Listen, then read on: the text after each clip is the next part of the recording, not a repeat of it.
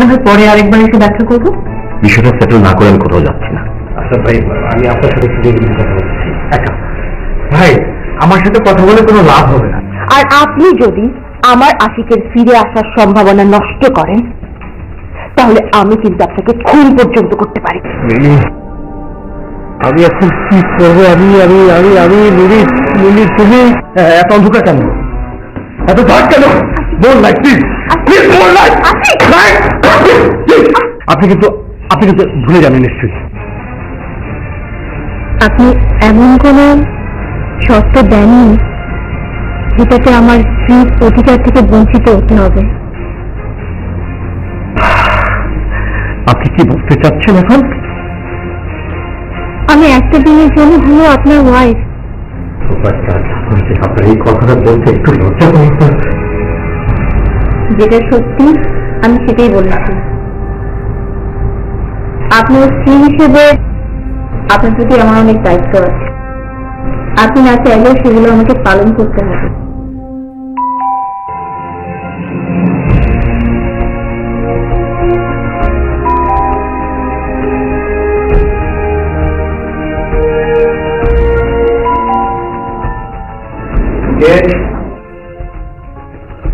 রবীন ভাই, আমি রোহান। রবীন ভাই,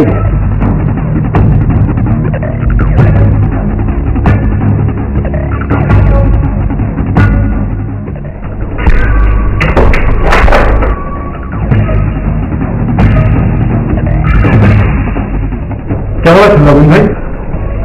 ভালো না। হ্যাঁ, সত্যিই তো। আপনজনের মৃত্যুর শোক এত সহজে তো ভোলা সম্ভব না। মিলির মৃত্যুর শোক আমি কোনোদিনই বলতে পারবো না। শুনতে হয়তো খারাপ লাগবে, কিন্তু মিলির মৃত্যুর শোক আপনার জীবনে নতুন একটা সম্ভাবনার দ্বার খুলে দিয়েছে। কি আজে বাজে কথা বলছেন আপনি? আপনার মাথা ঠিক আছে? আমার মাথা ঠিকই আছে। আপনার মিলিকে বলে মনে হচ্ছিল না।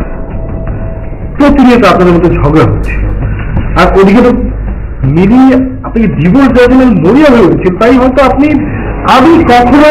আমি কখনোই মিলিকে বিক্রি করতে চাই। কেন চাইনি সেটা আপনি ভালো করে চান। আপনি মিলিকে ভালোবাসেন, তাই তো বলবেন? হ্যাঁ তাই, হ্যাঁ তাই।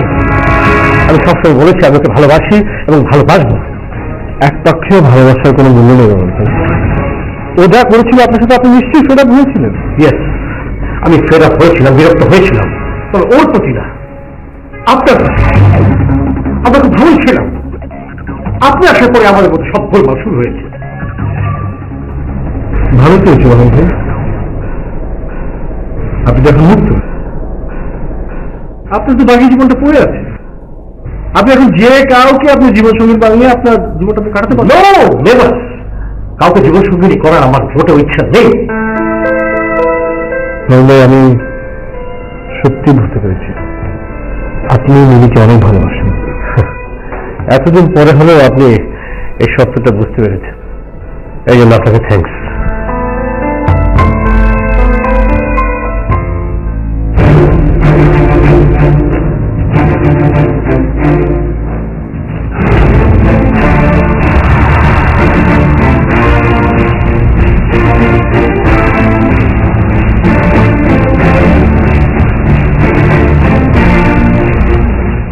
প্লেট কেন? আমরা তো মানুষ তিনজন। আমরা তো আপনাকে বলিনি যে আমরা এখানে ডিনার করবো। হিমেল স্যার তো বললেনি ব্যাপারটা সেটেল না হওয়া পর্যন্ত তিনি যাবেন না। দেখি কি রান্না করেছেন।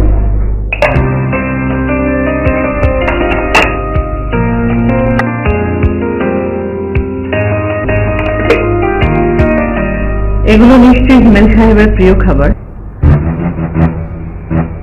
আপনি কি করে বুঝলেন?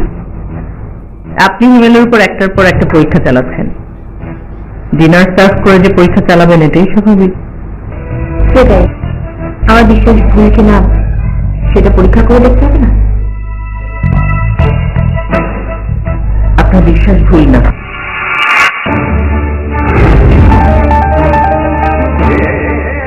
ভুল নয় না, আপনি ঠিকই বুঝতে পেরেছেন।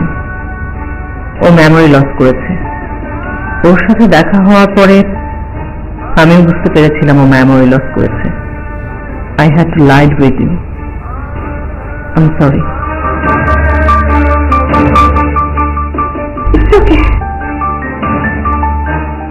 আচ্ছা, ওর সাথে আপনার কোথায় দেখা হয়েছিল? গত মাসের 9 বা 10 তারিখ হবে। আমি আমার একটা ফ্রেন্ডের বাসা থেকে ফিরছিলাম।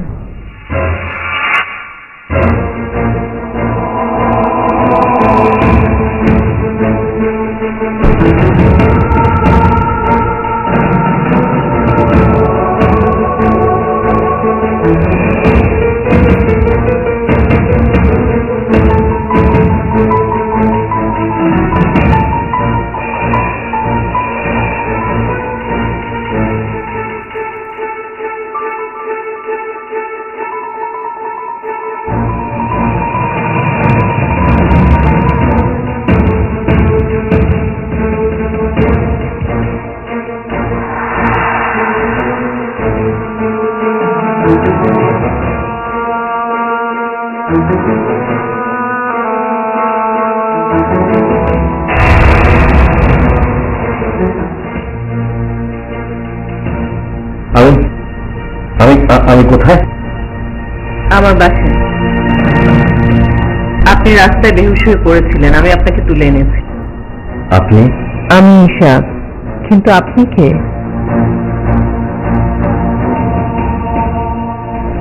আমি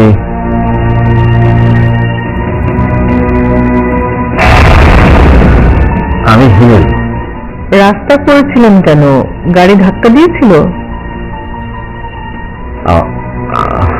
আমার আমার অনেক ঘুম পাচ্ছে, আমি একটু ঘুমাবো। ঠিক আছে, আপনি ঘুমিয়ে থাকুন।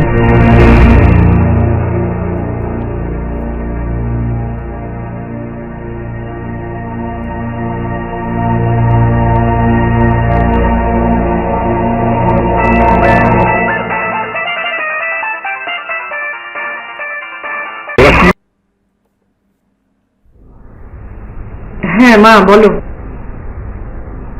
কখন আসছো? আসছো না? আমি বাসে চলে এসেছি। কখন আসবে? পরশু। কেন ফুপি বাসে যাবে কেন? মা, আমি একা থাকতে পারবো না, এটা নিয়ে তোমাকে একদমই টেনশন করতে হবে না। ওকে মা, ঠিক আছে, পরশু চলে এসো তাড়াতাড়ি। হ্যাঁ, বাই।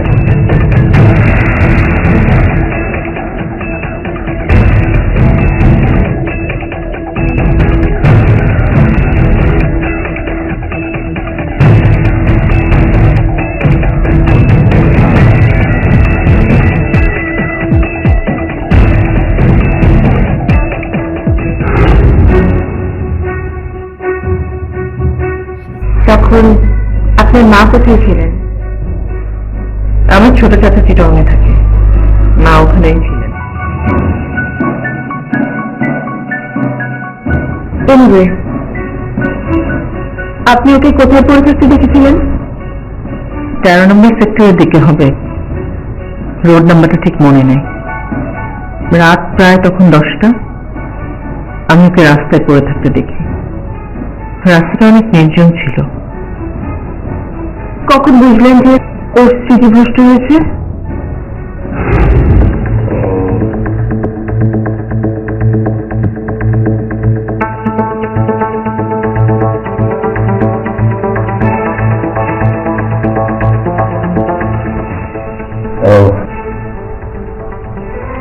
কি হয়েছে আপনার?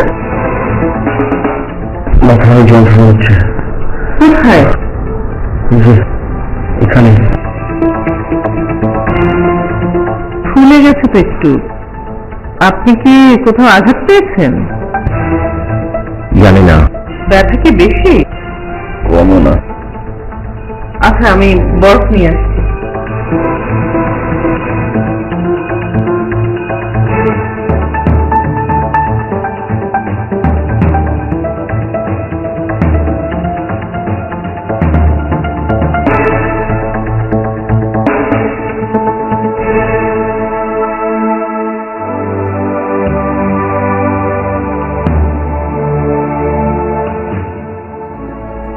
ব্যথা কি একটু কম লাগছে এখন? হ্যাঁ। আবার 1 ঘন্টা পর বরফ লাগাতে হবে। আমি আপনার জন্য একটু স্যুপ আনি।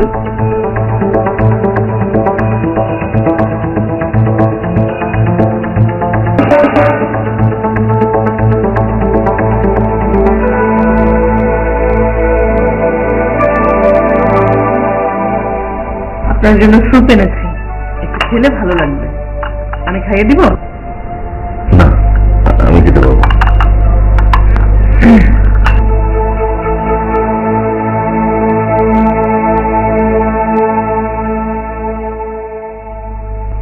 আপনার বাসা কোথায়?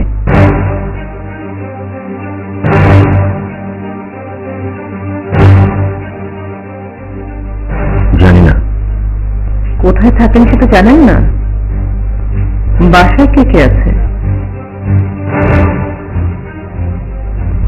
আমার মনে পড়ছে না। নিজের নামটা মনে রাখলেন কি করে? আমার নাম কি জানো? বলেছিলেন হিমেল। ও হ্যাঁ হ্যাঁ, হিমেল। হিমেল আমার নাম।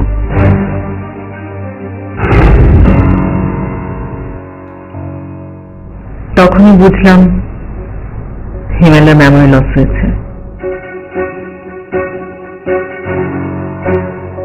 আচ্ছা রবিন ভাই, মিলির লাশ শনাক্ত করতে আপনার কোনো ভুল হয়নি তো? ভুল হবে কেন বাবা?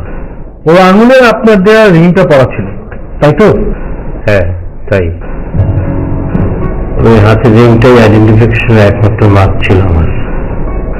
ওর শরীর পুরো একদম কালো হয়ে গিয়েছে, মুখ দেখে কোনোভাবে চেনার উপায় ছিল না।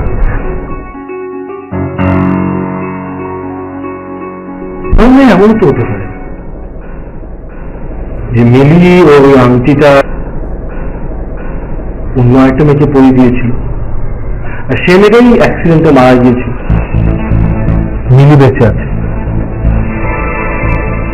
ভাই, এই দৃশ্যটা আমি কল্পনা অনেকবার দেখেছি, কিন্তু কল্পনা কখনো বাস্তব হয় না। মাঝে মাঝে হয়।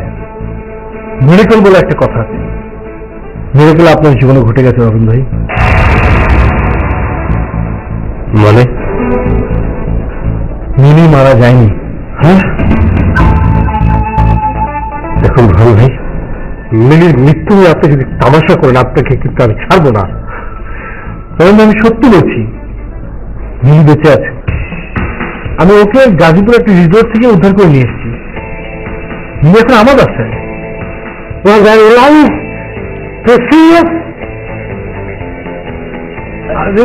100%।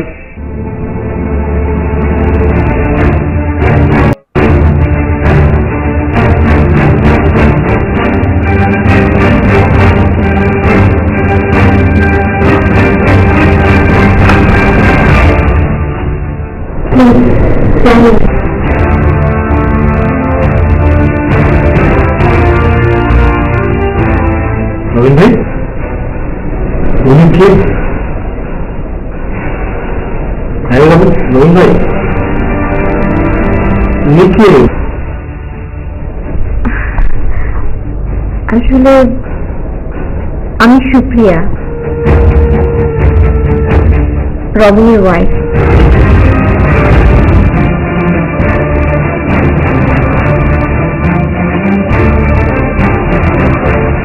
ভাই, হ্যাঁ, আজই আমাদের বিয়ে হয়েছে।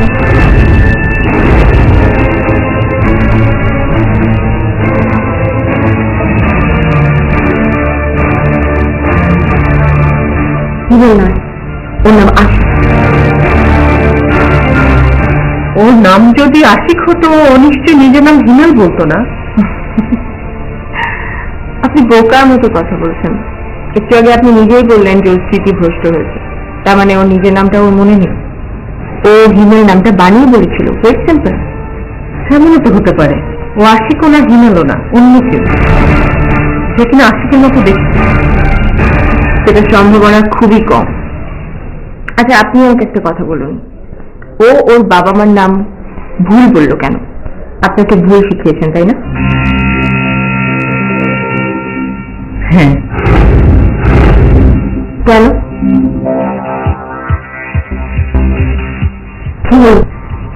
কথা বলছেন না কেন বলুন? আমি ওকে ভালোবেসে ফেলেছি, ওকে হারাতে চাইনি আমি। আপনি ওর প্রতি অবিচার করেছেন, ওর অসুস্থতার সুযোগ নিয়েছেন, আপনি ওকে মিথ্যে কথা বলেছেন, ওকে একবারও ডাক্তার দেখানোর প্রয়োজন মনে করেননি আপনি। দেখিয়েছি, পরের দিনই আমি ওকে ডাক্তারের কাছে নিয়ে গেছিলাম। সিটি স্ক্যান থেকে শুরু করে সব ধরনের টেস্টই করিয়েছেন ডক্টর। ডাক্তার বলেননি যে উনি স্মৃতিভ্রষ্ট হয়েছেন? হ্যাঁ বলেছে, কিভাবে ট্রিটমেন্ট করতে হবে সেটা আমাকে শিখিয়েও দিয়েছিলেন। ও কি জানে ও স্মৃতিভ্রষ্ট হয়েছে? আমি ওকে বলিনি। আপনি ট্রিটমেন্টও করাননি, তাই না? না করিনি। এত সেলফিশ আপনি, আমি ভাবতেও পারছি না।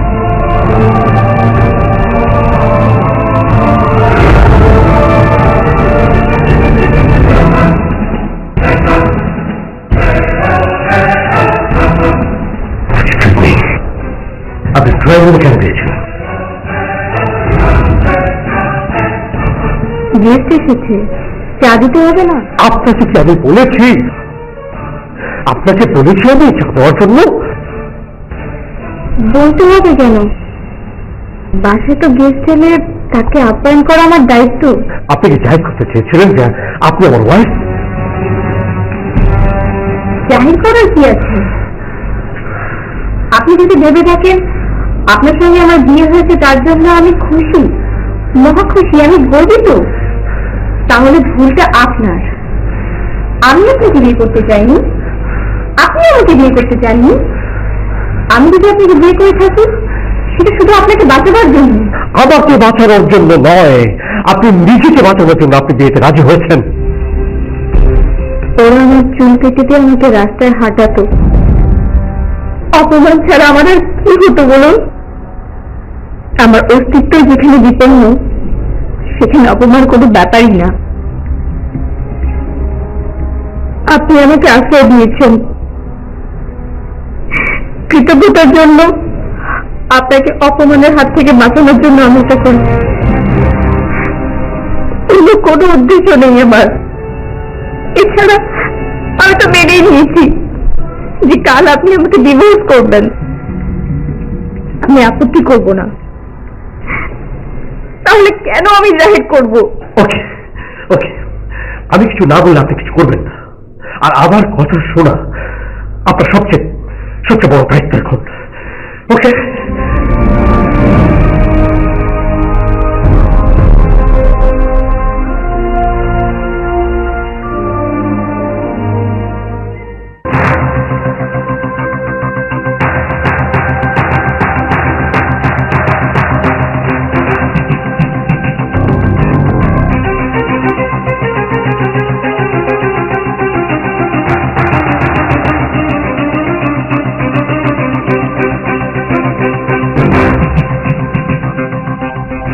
সত্যটা বলে দিন। পরে বলুন না, আপনি এক্ষুনি আমার সামনে বলবেন। হিমেল, আমি তোমার সাথে একটা অন্যায় করে ফেলেছি। একটা নয়, আপনি অনেকগুলো অন্যায় করেছেন। কি অন্যায় করেছে ঈশা? তুমি মেমোরি লস করেছো, এটা আমি তোমাকে বলিনি। চলার পথের বাঁকে বাঁকে